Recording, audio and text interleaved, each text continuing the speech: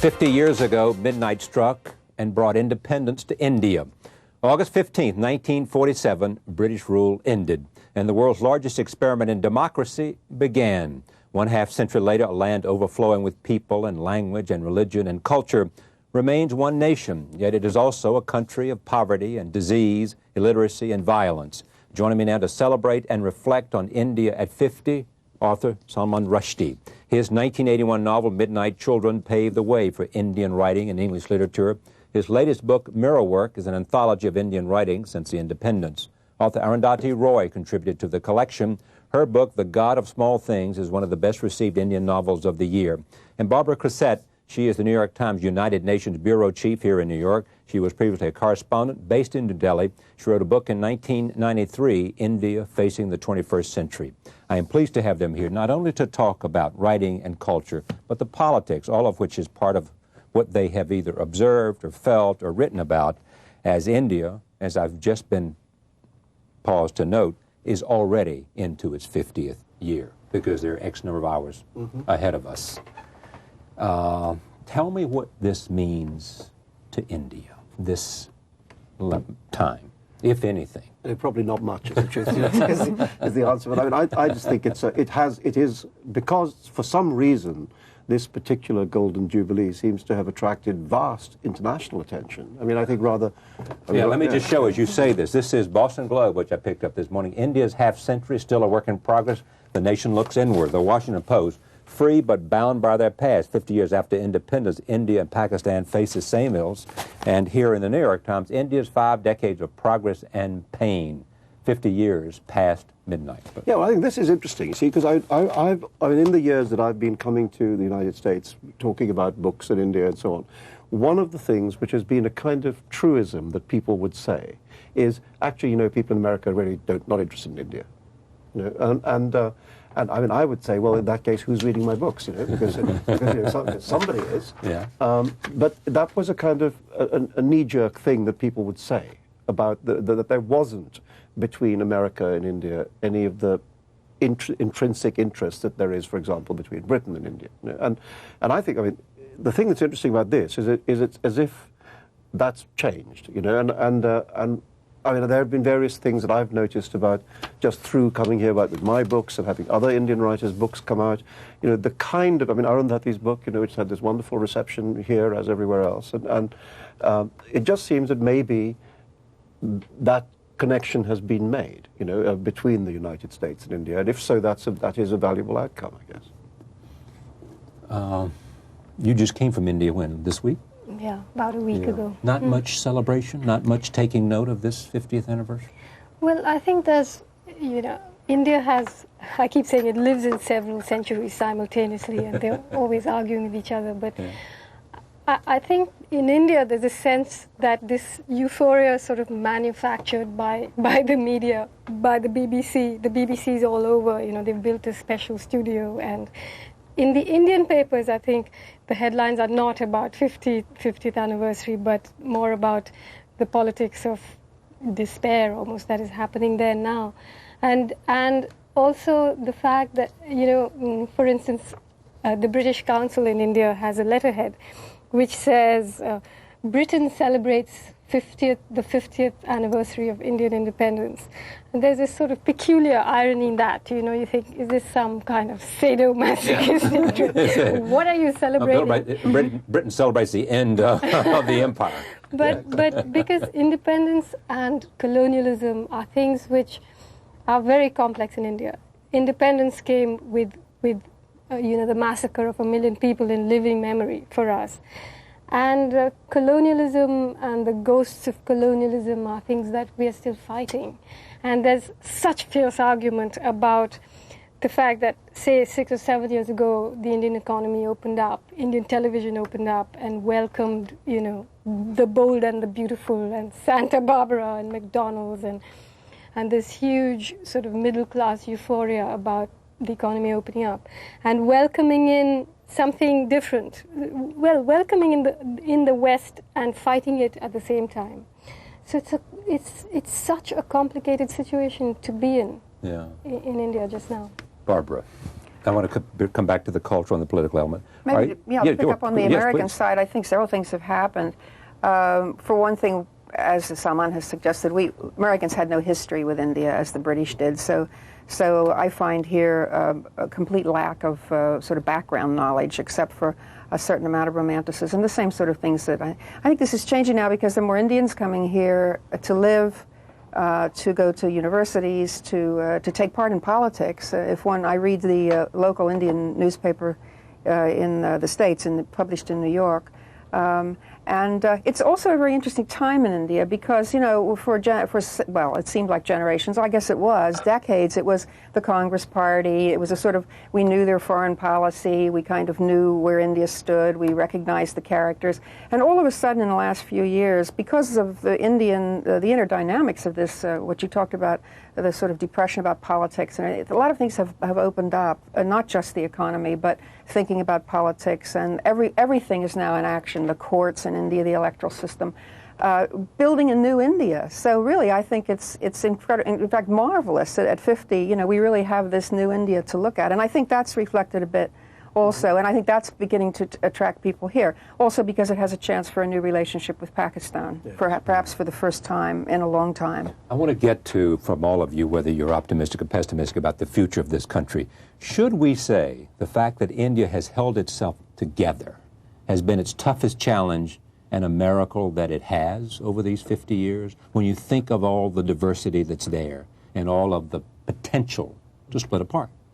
I think that's probably true. I don't think, in my memory, I can't really think of a moment at which it was credibly on the cards that India would split apart. Actually, I think the surprising resilience of the country, has been there throughout. And I think there have been moments of terrible crisis. But the idea that the country would disintegrate, I think Pakistan is a country which you could talk about as one which has been, actually has disintegrated. It started off as a larger country which split into two, and even in what is now Pakistan, what used to be West Pakistan, great internal pressures between the Pathans in the north, the Balochis in the west, the Sindhis in the south, separatist pressures. Leaving aside Khalistan in the Khalistan movement of a Sikh homeland and Tamil pressure in the south, there hasn't been a credible movement to split the country, I would say. There have been such rhetorical statements and some terrorist acts, but I don't think there was ever a moment where I thought the country would split. So that is, it just does exist. It just is there, and it does exist, and it ain't going to break up. In fact, maybe the opposite's going to happen. There is some... It'll consolidate into... Well, anti-partition, unpartition. Yeah. By which I don't necessarily mean political union. But this, I remember what the oldest object I possessed, I was given on the day I was born by my father's best friend, is a block of silver on which is engraved the unpartitioned map of India. The real India, the big place. And that's what I think of. That's what I think of. When you think of India, that's what you think of? Yes. When I was editing this anthology, I decided to ignore the frontier. If there are Pakistani writers, I'd like to put them in. I thought, why? So we have Pakistani writers in here. Yes, sure. Why should I partition the literature just because that happened? That's what it seemed to me. And I think we were talking earlier today that there do seem to be moves to create not a reunion of the country, not like Germany, but a kind of looser federation. They're talking about 10 years from now dropping tariff barriers. It's a long time away. I don't think it's going to happen the day after tomorrow. But it does seem, if one's looking optimistically, to think that 50 years from now we might talk about partition as a blip, instead of as something irrevocable. This is, if you, okay, while I'm staying on politics, what about this battle about secularism and that whole issue in the psyche of India? Well, actually, I don't. I would love to feel the way you feel, because it's the right way to feel, and many of us do wish that this didn't exist, this barrier between India and Pakistan. But what I think, maybe it's just a perspective from living there and seeing what happens. The fact is that what is happening is peculiar. On the one hand, you have this sort of internet culture. I see it as internet culture, where you have MTV and television and all this. And below that, you have tribalism.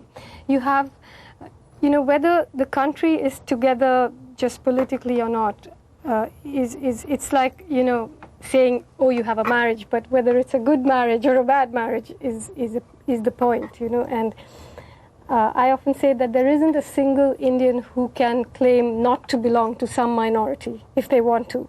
So the paths that these cracks take keep changing. Sometimes it's Muslim Hindu, sometimes it's Sikh Hindu, sometimes it's caste, sometimes it's language. And you can't predict what's going to happen because it's just under this pressure. And the pressure is not whether the country will break up or not, but the fact that the way politics is working now, each political party seeks to drive in its stakes into some kind of ethnic, or it seeks to claim some kind of ethnic group or religion, and it plays out this horrible drama all the time. One of the reasons why I think people like me were so upset about one of the many reasons why we were upset about the emergency of Mrs. Gandhi in the middle 70s was that it did seem to be the moment at which all the restraints were removed from the system. Suddenly the Congress Party would overtly play religious sectarianism as a political card. Suddenly the civil service, which had been independent of the political parties and had been a kind of solid base for democracy in India, was deliberately subverted, and political patronage was routed through the Congress Party, and suddenly corruption exploded. Corruption has always been there in India, but that moment is the moment at which it went nuclear. Also, right here, though, you can jump to really the next issue, which is the social problems of India. If we were going to talk later on about the future, for example, when I went to the sort of trial run of the Ayodhya attack the year before they actually pulled the mosque down in that northern city, and there were people there who were involved in the name of Hinduism attacking this, and we drove some of them back to Lucknow afterwards. They were unemployed kids from Bombay who had been told if they came up and joined the crowd. The political parties are drawing on, for want of a better word, mobs or hooligans, to not just as vote banks that they can count on, but also to get out and demonstrate and so on. And as long as there's this huge population of people without an adequate income in the poorest states, it does lend itself even more to this kind of behavior, and allows politics to really become sometimes a very frightening business. I was at Mrs. Gandhi's funeral in 1984 and at Rajiv Gandhi's funeral in 1991, and the qualitative difference of the atmosphere was extraordinary between 84, when people were perhaps not wildly torn with grief at her death, but were respectful, were dignified, and by the time of Rajiv's funeral, there were Congress Party squads of goons out running around, jumping into places they shouldn't be. And this is what people in India call the Congress culture, among other things. But I think that for me, one of the most frightening things about what happened with the BJP was, yes, of course, you had this lumpen hooligan element, but there were people who I would meet every day who I would never have suspected would nurse this kind of hatred. And I was sitting in my house and telling people, get out of my house, don't talk to me, don't even bring this up, take your food and eat it outside, because it was so scary that you're talking about educated intellectual people who harbor this kind of prejudice that surfaces suddenly. Well, that's why the rest of the neighborhood doesn't want to hear about the greater India. Yes. Because it's this group that very often articulates that, and so to a Pakistani that means a Hindu, Mahabharata. Yes, I mean, as I say, I wasn't talking about political reunion. I was talking about some kind of economic arrangements, which might just lower the boundaries and allow people to spend less money on guns and more on schools. And more cultural exchange. There's no excuse for the way it is. The fear, for instance, yes, we have a free press in India, but you also have writers and painters and artists who know their place, because of what happened with Salman, or last year they burnt down Hussein's paintings, and it's almost as if now people will not be willing to risk saying things that they wish to say. And what's happened to your book? To my book, well, you see, the advantage that I have in my book is that it offends everybody a little bit, so as long as everybody's offended, you're more or less safe. But a Christian lawyer, a Syrian Christian lawyer who lives in the district that I grew up next to, has filed a criminal suit against me for corrupting public morality. So, it's a private citizen, but the minute it's accepted in a criminal court, it's the state of Kerala versus A. Roy. But so you have to defend yourself. yeah, well, that's why I was flying back tonight, because I was supposed to appear in court to seek bail on the 19th. But in the meantime, I appealed against this in the High Court, and the High Court has ordered a temporary stay while they consider whether the case should be kept or quashed. Well, I'm shifting a little bit to culture, and we'll come back to the politics in a second. Why is it that Indians, and it may be obvious because of the British, feel so comfortable in the English language and use it so well? Well, I think the one straightforward answer is that most of the Indian middle class go to what are called English medium schools, where English is the medium of instruction from an early age. I didn't speak English at home. My mother tongue was Urdu, and we spoke Hindi, of course, and I started speaking English, when approaching school age. But the schools are very good, and so people learn English. As to the literary use of English, I think that is a still developing phenomenon, and I think gathering some steam recently. Yeah. I don't know, for me, as Arundhati also says, that, the choice to write in English was just simply made by the circumstances of my life. it's my best language, so I use it. Your best language means what? Well, I speak it better than I speak the other ones. Okay. Certainly, I can write letters to my mother in other languages, but I wouldn't write a novel in it. But what I felt was that there is a kind of flexibility in English, which allows it to accommodate other music. And what I thought is that the music of India, of speech, and actually of thought also, and of imagination, is rather different than the way in which people think and speak and dream, in England or in America. And what I wanted to do, and I think many other writers have tried to do this, is to find an English which would allow me to express that, and the great thing about English is it is so flexible. It is so many things that it lets you do that. Barbara. It's opened up for all of us who don't read the Indian languages a wonderful world of India. Okay. Because the fiction is of such high quality, and there's so much and how would you explain diversity. That, other than the explanation just given by... The quality? Or the quality, as well as the facility with English language. Well, it's a country full of brilliant people, well-educated people with a lot of... and an ability to let India sing. But also there are novels that talk about, for example, a small town administrator, or to try to satirize Indian history. There are novels that talk about family life, that talk about the country, that talk about... There's so many to read, and they're so good, and they're so much better than the translations of a lot of Indian writing in Indian languages. But it's still, I think, I don't know, Arundhati would be closer to this. There's still some criticism of people who choose to write in English. Yes, I think that you're somehow letting down your mother tongue. You didn't know that? No, of course. No. What I want to say is that I think that when you speak of language, the sad truth is that yes, of course, there are writers who are writing very good books, but there is a language crisis in India too, because there are a lot of us speak more than one language. We speak English, Hindi, and say I speak Malayalam. Now that if you're a writer can strengthen your language, but if you're not, it can break it down. And there are a lot of Indians who don't speak any language properly, which is really frightening. And it isn't actually true that everyone who speaks English in India speaks beautifully and writes beautifully. It isn't the case. Of course, I know that. But at the same time, just take the New Yorker magazine here. Just don't make a big case out of it. The New Yorker magazine devoted an entire issue, which you were part of, to Indian. Yes, I thought it was a great thing for them to do, because I think it did. That is one of the events of this year, I think, that has really shifted a lot of people's perceptions, about that culture, about that writing here. I just think, it's a gift, India, for a writer, because it's because it's yeah, this is what I want to know. Because it's inexhaustible, you know, because because there is, well, certainly this would be my view, that it's you know, Midnight's Children, for instance, or any of my books. I mean, I have tried to give the illusion that they're writing about the whole thing.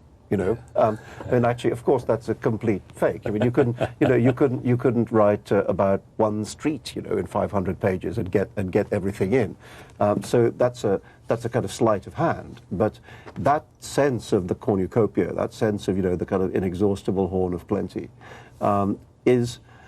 And actually, of many of the things that are, you know, were socially and politically wrong with India, that's to say excessiveness. Well, larger-than-life characters. Yes, India is yes. full of larger-than-life the, characters. The lack of a middle register, you know, that's right. all these things. But sometimes I react against that, you know, because I think, again, you know, I just think that there are things about India which are just like everywhere else. And I don't, as a writer, I'm not conscious of, you know, people have told me that I do this, but I'm not conscious of actually trying to remodel the English language to tell Indian stories. It's just the way I think, and it's the way I use language, and it's mine, you know. And I think a lot of people who write, maybe, you know, the more recent writers, think that, you know, you're not aware of trying to use a foreign language to tell a native story. You know, I'm not aware of that. I'm not trying to say English is a foreign language. What I'm trying to say is that I would have thought that most serious writers have a linguistic project. You know, that's to say that if you have to find a language for your work, you know, you have to find. But that, I think, is true of a writer anywhere. You know, it's not necessarily. Well, of course it is. I'm just talking about being this writer from here, doing this. You know, of course it's true. It's true of every writer. If you don't hear a unique voice, it's not that interesting a writer. You know, I mean, the writers we remember are the ones that you can remember because they don't write like anyone else. You know, and what I'm saying is that there was a sense in which India allowed me to become the writer that I was, that I could not have become, you know, otherwise. And that does have to do with, I mean, I know this is a book about small things and intimacies and details and so on, and you know, good for it. But I'm saying that there is this other project which excited me, which had to do with taking on the whole damn thing. Yes. You know, and that's what I wanted to do and have tried to do, and I think I've probably finished. Probably finished taking on the whole damn thing. So the next time the novel will be about a small thing, a large thing, but something else. I'm almost out of time. I want to go to this point.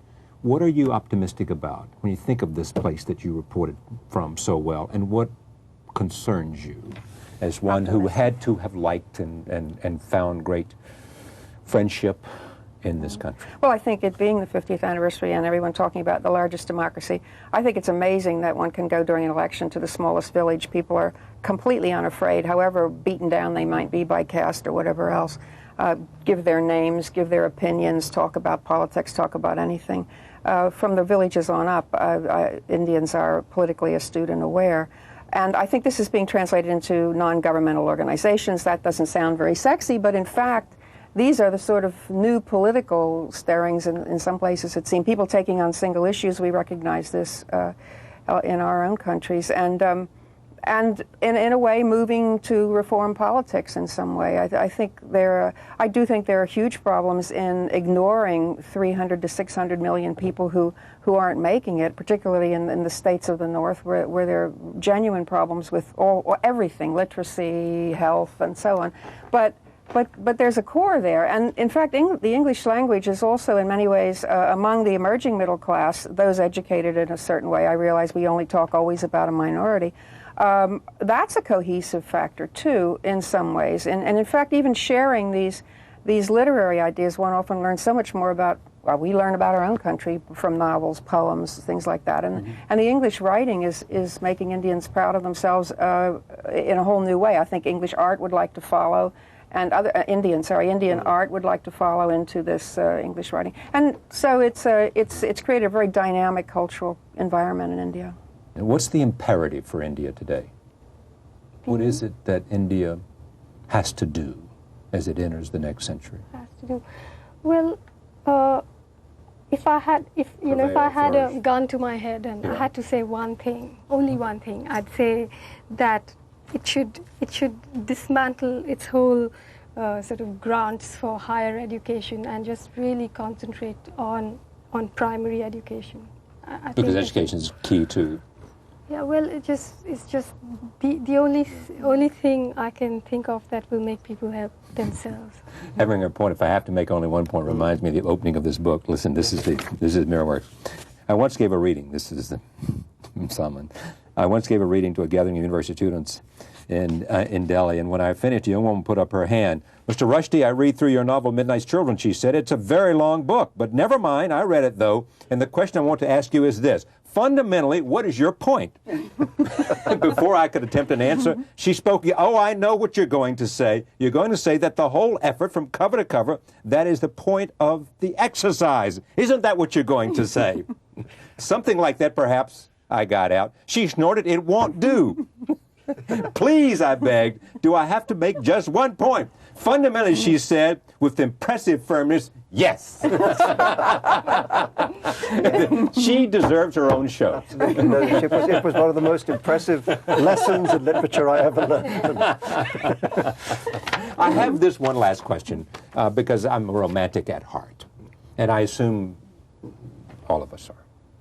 Not necessarily, because life may have been easier for me than others. There is romance about India. There is mystery about India. There is, for all the poverty, and for all the pain, and for all the violence, there is something that makes it different. There's immense grace. Grace. Grace. Yeah. And a poor Rajasthani woman working on a road construction crew can wear jewelry and a sari in a way that is extraordinary. Everything is arresting. Maybe that sounds patronizing, but for an outsider, it's what makes people who find it difficult to live there go back again and again and again. And not just that, but it's one of those things. Would you give us this from afar? For me, I think what I value most about India is the depth of human relations. Relationships. I would trade that in for any. I wouldn't trade that in for anything. It's for me the central thing. The gift of friendship. Friendship and the depth of a relationship. It's not superficial somehow. It's cemented in some way that I can't explain. Well, I hear what Arundhati is saying, and I agree with it. And I must say, just speaking personally, it makes me feel very sad because I think I'm coming very close to the end of my relationship with India because I can't go. It's been almost 10 years since I could go. I don't want to start writing about it in a way that shows that ignorance, and so I think the amount of work I can do in that area is limited. I'm writing, in fact, as it happens, a book at the moment which is about people who leave, if Midnight's Children was about the dream of home, then this book is about the dream of going away. It's great cowardice, political cowardice at not supporting him. I mean, his book was, Satanic Verses was banned there before. Right. It was banned elsewhere, and there is a certain lack of political. I think it's over for me. I think I feel like the person who got dumped. Arundhati saying, is it a good marriage or a bad marriage? In my case, it feels like it's over, or very nearly so. It's very sad. Great loss to. Great loss to. Right. But it's as I said, this is the fear that what happened to Salman has its avatars in all of us. Everybody knows the lines they can't cross now. It's terrible. No, I intend to go on crossing every possible line. Yeah, but there's no one that doubts that. Yeah, but now. Show me a line. Show me a line that I can cross, or that you dare me to cross. Exactly. Let me just one more time. Barbara Crossette with the New York Times United Nations correspondent. Arundhati Roy, a book that enormous praise, The God of Small Things, a novel with a cover designed by guess who? The author.